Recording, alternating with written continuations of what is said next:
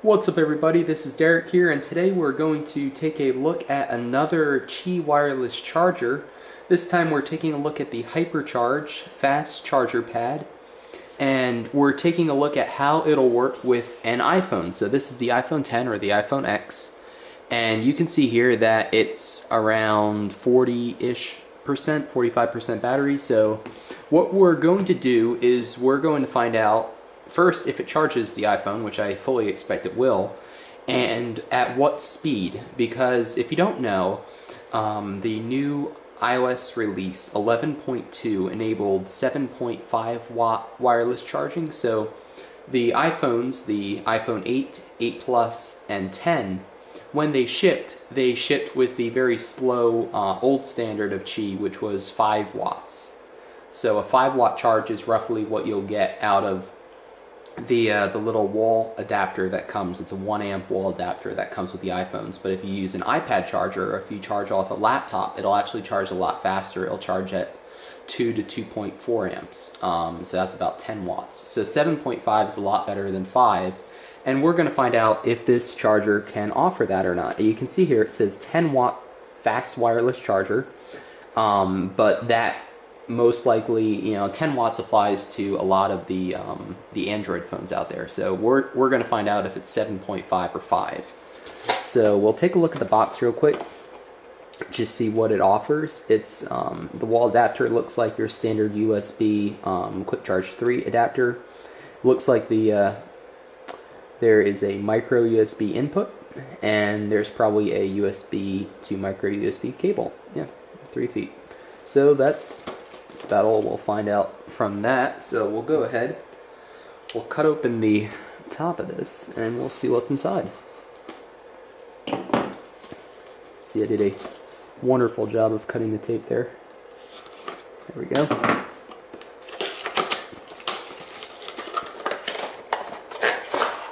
And this, I purchased this over at Best Buy. It cost, I believe, $49.95, so 50 bucks. Which is cheaper. It's $10 cheaper than the Belkin and the Mophie, which Apple, those I guess are the official Apple 7.5 watt chargers right now. So it's $10 cheaper than that, but it's still a lot more expensive than the Qi chargers you'll find on Amazon, which can be found for usually like $15 to $25. So we've got some literature here. Again, you can see it says iPhone 8, iPhone 10 ready, so that's good. Although, again, if it's following the Qi standard, then it should work. So here we go. Just hold that up if you guys want to pause and read this. This is the information that you get. Again, what you're getting is the charger, the micro USB cable, and the charging pad. So again, if you have any metal in your case, or if you have one of those magnetic backs for like a GPS mount, you're going to want to remove that, because otherwise it won't work, because it relies on induction to charge wirelessly. So again, put it on, don't put it off center, that sort of thing. So nothing too crazy there. You can see here it's a little concerning actually on the specifications, because it says input 2 amps or 9 volts at 1.67, so that's your fast charge 3.0. Output, so that's 5 watts, and that's 10 watts. So there's no 7.5 here, so that's a little concerning, but we'll find out. So take a look over here at the pad, and it's actually a lot lighter than I thought. Just getting my initial impressions. It's a very soft touch rubber here. It feels slippery though. This is, again, just for comparison. Let's see, where is it? Here it is. This is the Mophie. If you want to watch the video unboxing I did, initial impressions, I'll link it at the top or in the description. But this is a lot heavier. I don't have a scale here, but this is probably 3 times as heavy as this. This feels very substantial. This feels very light, honestly. So we've got some feet to help it not slip. The back feels like anodized aluminum. The top feels, again, like a soft touch.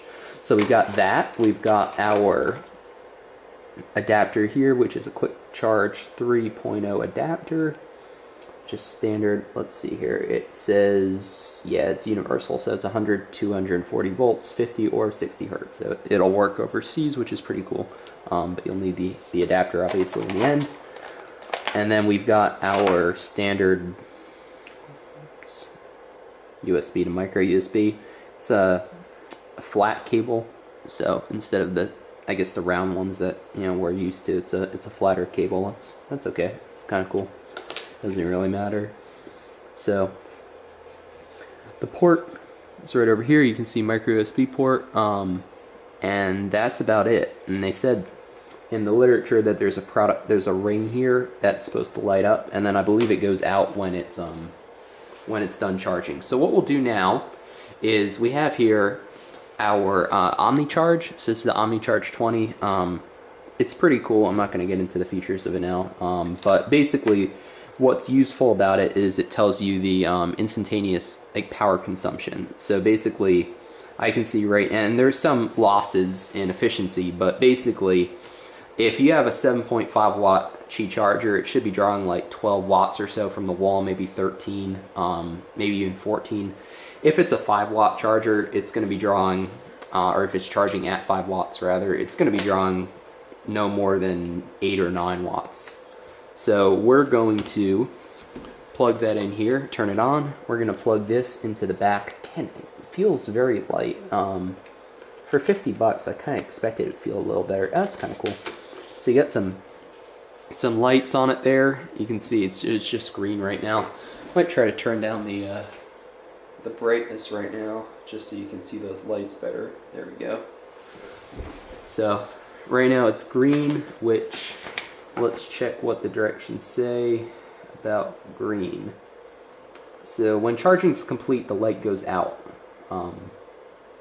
And I don't know if it says anything about the color, so I'll let you know.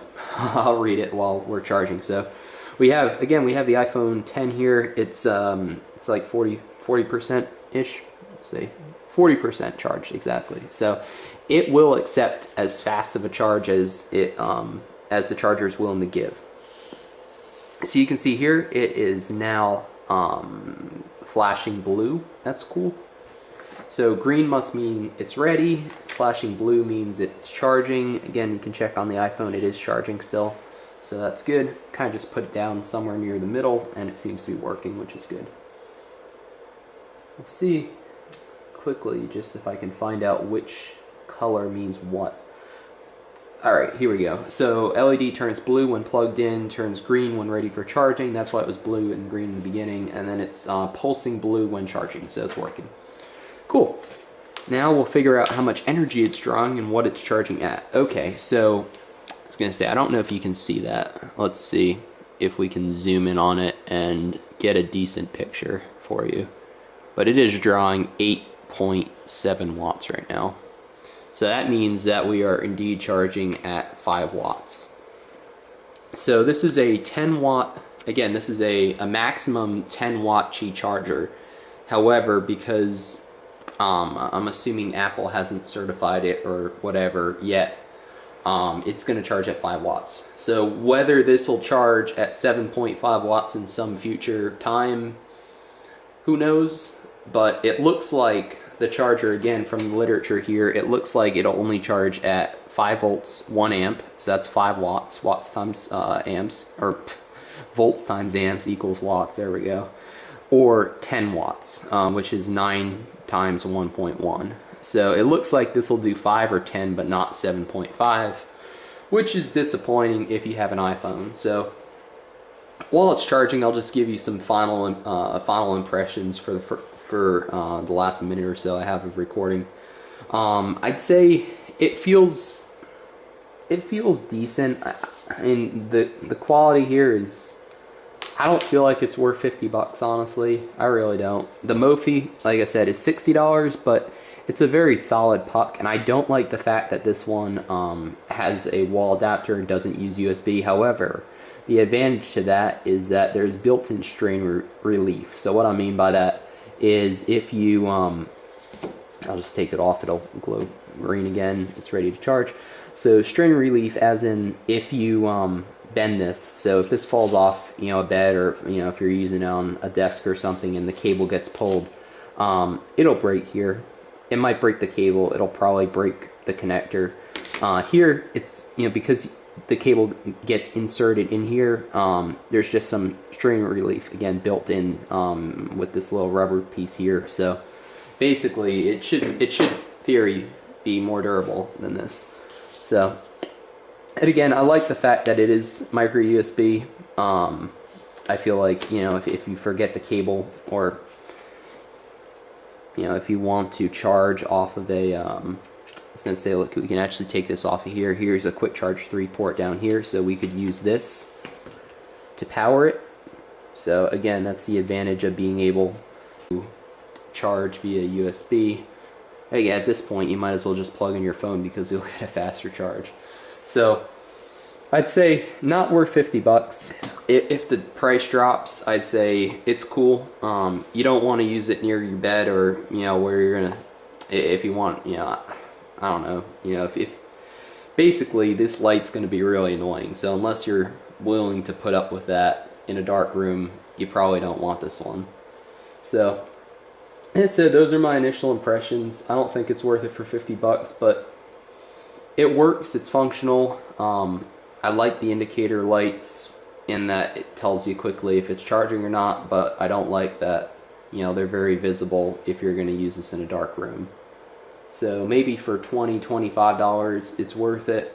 For 50, I feel like the quality just isn't there compared to what you can get on Amazon for 20 or 25. So those are my initial impressions on the HyperCharge wireless fast charging pad. Disappointed that it doesn't support 7.5 watts for the Apple products. If you have a Galaxy or something that charges 10 watt max, then it would probably work fine for you. But if you have an iPhone, you probably want to find a different charger, because you don't want to spend $50 to charge at 5 watts, honestly. It just doesn't make much sense anymore. So thanks for watching. If you enjoyed, please consider subscribing, and I hope to see you guys in a new video.